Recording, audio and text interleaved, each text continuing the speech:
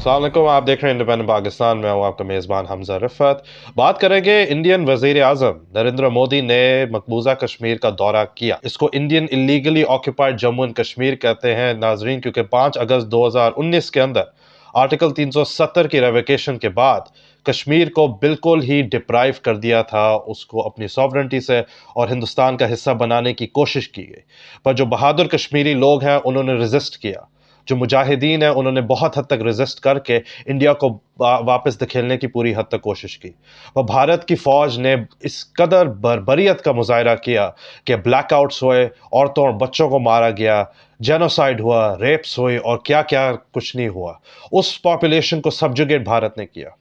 اب 2024 میں نریندر مودی کہتے ہیں میں مقبوضہ کشمیر اس وجہ سے آیا ہوں کیونکہ میں دل جیتنا چاہتا ہوں کشمیریوں کے۔ بڑی حیران کن بات ہے کہ اتنے ظالم ہونے کے بعد یہ اسی طرح سے جس طرح اسرائیل فلسطین کے اندر جو ہے ظلم کرتا ہے اور ظلم کرنے کے بعد کہتا ہے میں فلسطینیوں کا دل جیتنا چاہتا ہوں، 30,000 بندے مار دو میں فلسطینیوں کا دل جیتنا چاہتا ہوں۔ مودی ایگزیکٹلی وہی کام کر رہا ہے،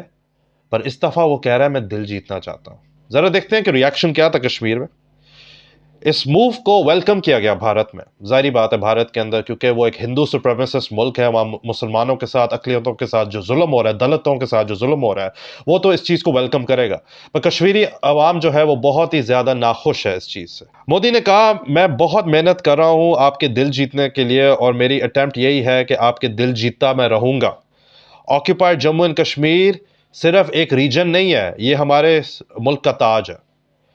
ملک کا تاج کیسے ہو سکتا ہے جب آپ نے اتنے عرصے سے کشمیر کے اندر ریفرینڈم نہیں کروایا، کشمیری عوام سے پوچھا نہیں کہ وہ کیا چاہتے ہیں، وہ آزادی چاہتے ہیں یا وہ پاکستان کے ساتھ ملنا چاہتے ہیں؟ پر مودی یہ کہہ رہا ہے کہ یہ جو ریجن ہے کشمیر کا یہ ہمارے سر کا تاج ہے۔ مودی نے پھر یہ کہا کہ میں بہت فخر سے اس چیز کو مانتا ہوں کہ میں نے جو کانسٹیٹیوشنل سٹیٹس کشمیر کا تھا اس کو ریووک کیا۔ وہی 5 اگست والی بات کو بڑی ہی آپ کہہ سکتے دھوم دھام سے کہہ رہا ہے کہ میں نے اس چیز کو ریووک کیا، جیسے وہ کشمیریوں کے لیے ایک فیور کر رہا ہے۔ اس کے بعد وہ کہتا ہے کہ میں نے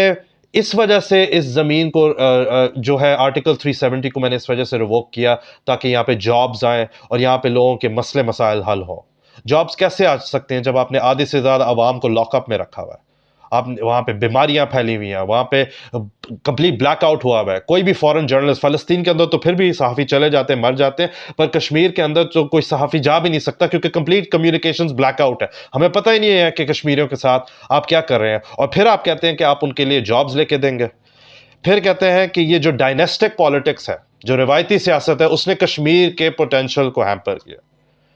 ڈائنیسٹک پالیٹکس کی اگر ہم بات کریں تو کس ڈائنیسٹی کی آپ بات کر رہے ہیں؟ یاسین ملک کو آپ نے جو ہے جیل کے اندر رکھا ہوا ہے،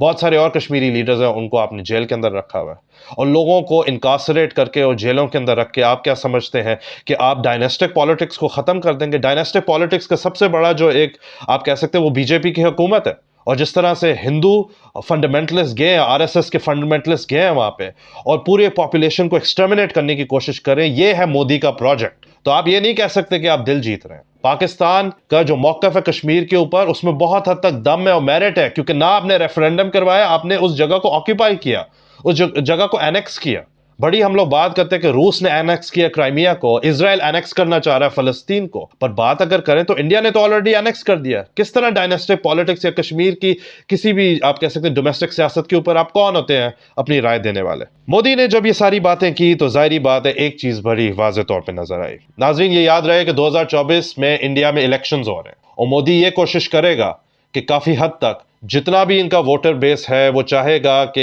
کانگریس کو پیچھے دھکیل سکے اور یہ دکھا سکے کہ جو کشمیر کے حوالے سے میں کشمیریوں کا ہمدرد ہوں۔ ناظرین یہ یاد رہے مودی کبھی بھی کشمیر کا ہمدرد نہیں ہو سکتا، کبھی بھی کسی مسلمان کا ہمدرد نہیں ہو سکتا۔ مودی جیسے لوگوں کی وجہ سے ہی پاکستان بنا ہے، کیونکہ مودی گجرات 2002 کا سب سے بڑا پرپیٹریٹر وہ تھا، دلی میں جو رائٹس ہے 2020 کے جس میں ڈونلڈ ٹرمپ آئے اس کا بھی سب سے بڑا جو پرپیٹریٹر وہ تھا، اور کشمیر میں جو قتل و غارت ہوئی ہے اس کا بھی سب سے بڑا پرپیٹریٹر مودی ہی ہے۔ تو یہ صرف الیکشنز کے طور پہ یہ پروجیکٹ کرنا چاہ رہا ہے کہ بی جے پی جو ہے وہ حمایتی ہے کشمیریوں کی۔ آخر میں یہ کہوں گا عمر عبداللہ جو ہے، جو فارمر چیف منسٹر ہے انڈین لیگلی آکوپائڈ کشمیر کے، انہوں نے اکیوز کیا گورنمنٹ کو کہ انہوں نے بسز کو آرگنائز کیا، کراؤڈز کو لے کے آئے یہ انڈیجنس کشمیری پاپولیشن نہیں ہے، بسوں کے اندر لوگ آ رہے ہیں مودی کو دیکھنے کے لیے، کیونکہ کشمیر میں مودی اور انڈیا کا سپورٹ بالکل صفر ہے۔ تو ایک بہت بڑا سٹنٹ تھا Indian prime minister Narendra Modi کی طرف سے، جو ایک ہندو سپریمیسسٹ ہے، RSS کے آئیڈیالوگ ہیں، اور اس طرح کی چیزوں کی کوئی بھی مارکیٹ نہ تو کشمیر میں ہوگی نہ پاکستان میں ہوگی، اور ہم امید کرتے ہیں کہ دنیا میں بھی نہیں ہوگی۔ اجازت دیجیے حمزہ رفعت کو، اللہ حافظ۔